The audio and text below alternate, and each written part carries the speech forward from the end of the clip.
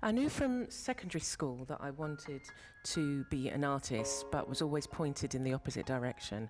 After getting into musical theatre and dance, I began to explore card making and paper crafts. I went into it full and brought it all. I would buy supplies over clothes and shoes, and I was officially hooked to whatever came out next. I brought my cricket and was away. I created a range of cards that not only included my wording but incorporated my art, portraits, screen prints, metals and paintings. We look at our similarities and our differences, and at the heart of it, we all have experienced a range of emotions that comes with the loss of a loved one. We feel frustrations, love, anger, joy, and have dreams of a better future.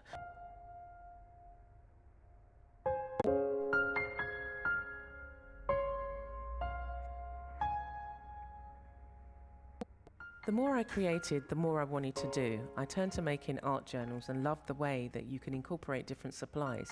So I used the card ideas within my journals and turned them into mini journals and tags for journals. The art journal was a place where I could write my thoughts and create images where I didn't have the words to express. I could play with colour and texture and words and use all the tools that I use for card making in a different way. I decided that whenever I brought new supplies, I wanted to be able to use them across the board.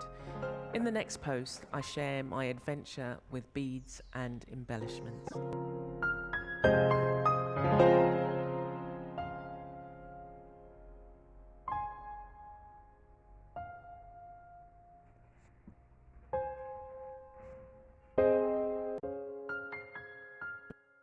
Beads and embellishments and all those shiny things. I thought I wanted to become a jewellery designer after coming across some amazing beads and embellishments. I brought the tools, the wire and more, and then set about making lots of earrings and doing things with beads.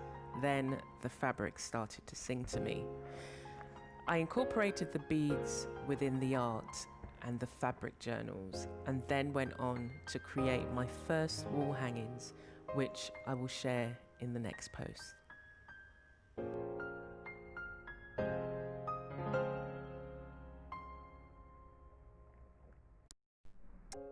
I started experimenting with my sewing machine again and wanted to try my hand at making quilts, but the beads and jewellery kept coming back into focus.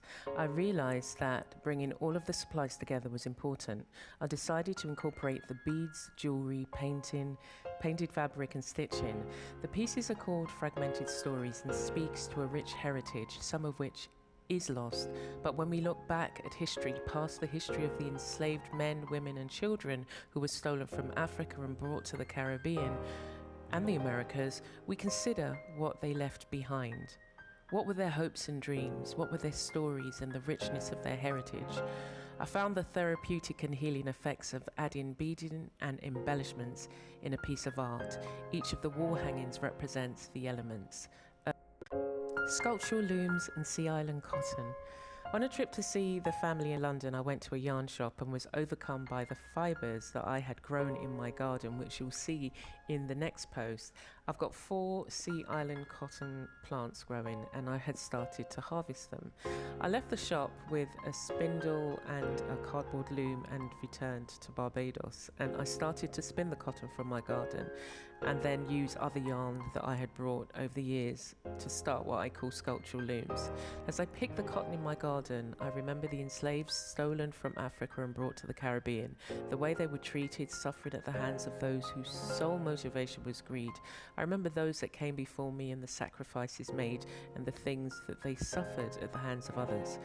I also harvested the wood from the cotton to use in the sculptural looms and experimented with sizes and designs and wood burning, and I'm excited to use the other fibres and share sculptural forms using harvested wood in art.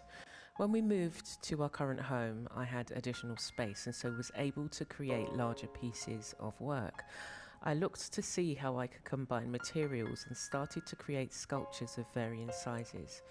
I also started to make my own paper clay and bringing it together with the fabric and wood, jewellery, paint, and dress was materialised. I love the textures you get when working with different materials, and again being able to find the materials to express what I wanted to was great. I'm inspired by the sculptures of an artist called Woodrow Nash. Art and creativity heals. There never seems to be enough time, but I continued to create, looking for the pockets of time and experimenting with supplies and materials. I'm interested in the impact of the arts on our health and well-being, and encouraging everyone to find their creative voice. Creating abstract art can help you to focus on the colours that you're using and textures without having to be an artist. I cared for my mother, who was living with dementia for 15 years, and I had to find these pockets of time so that I could create. This, alongside my faith, was what kept me going when I was too tired. There's also a stigma around dementia, but I found sharing my artwork and connecting with the emotions that we all experience to be a good place to start addressing those stigmas. As women, we can put our needs at the back and everybody else is in front, and often disappear behind a list of labels. So connecting with our art is a good thing and a way of expressing. Recycle phase. What can you make with it? I continue to play and see how I can utilize the materials I have around me, and started using more recycled materials and supplies, creating assemblage work, upcycling, and pushing my creativity to the limits.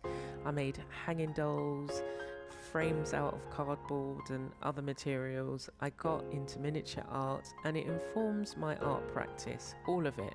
I find the supplies that I really want to move forward with, or the ones that I want to stop using. There were no limits at all in my art or the art supplies that I had and are using at the moment. I just use my imagination, and I always say to myself, what? Hi there, it's Amanda, Creative Gardener, so welcome to the garden.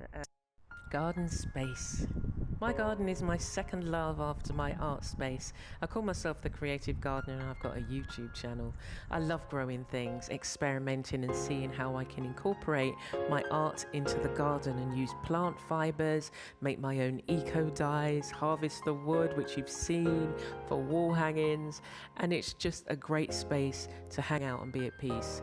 I feel fortunate to be able to grow my own, and there are so many people around the world and in developed countries that do not have access to fresh fruit or vegetables because of where they live and the economic inequalities that exist.